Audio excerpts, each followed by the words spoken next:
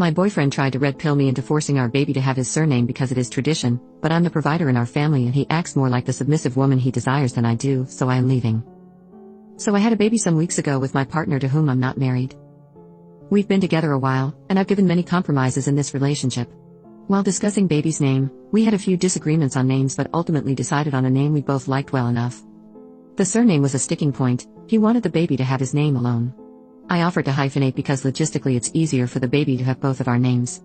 He's been drinking the red pill Kool-Aid lately, a large bone of contention in this relationship, and went off about how it's tradition and the right thing to do and his right as a man to have the baby have his surname. He told me I'd be emasculating him and may as well be a single parent if I won't grant him this one little ask. My word is final, baby's having one surname. This was late in my pregnancy and I didn't have it in to fight, so I told him that I understood what he was saying. Fast forward to 3 weeks ago when baby's birth certificate came. He blew a gasket when he saw that I'd given the baby my surname. He rehashed the conversation above, saying I agreed to giving baby his surname. This is where I might be a jerk. I did nothing of the sort. I told him I understood him, which I did, but I never said I agreed with him. I told him there was no way I was doing all the work of making a baby for him to stick his name on it. When we brought up tradition, I told him it's also traditional for him to marry me before having a baby, but he was happy to ignore that. I told him it was traditional for him to be the provider, but I'd do that too, and I pointed out other holes in his logic. I told him trying to bully me into submission with his red pill stuff when I was exhausted from pregnancy and he didn't work. He should have known better than to expect me to not share a surname with my child. He said the baby should only have one surname, they do. So why's he mad?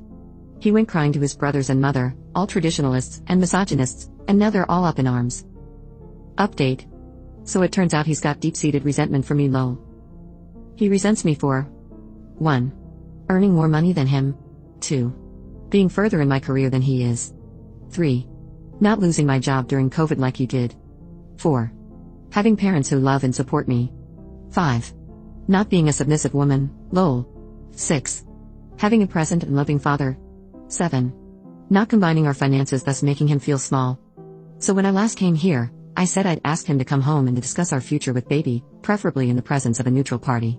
He left me on read for a few days, though I could see he was spying on us through the Ring doorbell and baby's monitor. I disconnected them both and he finally responded. He came home very irate and rejected my offer to have a neutral facilitator for the conversation. I asked how we're supposed to move forward and the rant above came out in a full mask-off moment. Any hope I had that you guys were wrong about him died that day.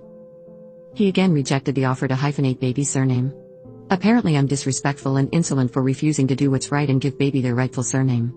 I told him I won't go through the administrative nightmare of having a different surname to my child, and lots of data shows a double-barreled surname is social currency that has positive connotations. Nope, he wouldn't budge. I told him neither would I, baby either has both our surnames or mine alone. He asked if this was a hill I wanted this relationship to end on, if I was prepared to throw half a decade down the drain over my silly little feminism. I told him I wasn't sure there was anything left to fight for. We broke up.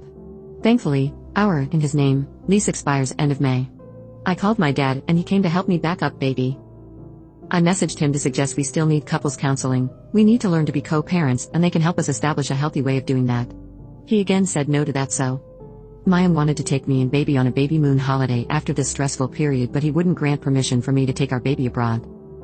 It's going to be a long road ahead. I've instructed a lawyer to help us set up a formal agreement to avoid this in the future. He's not responding to correspondence from the lawyer, so that's fun. He's sulking, used to do this a lot when things didn't go his way.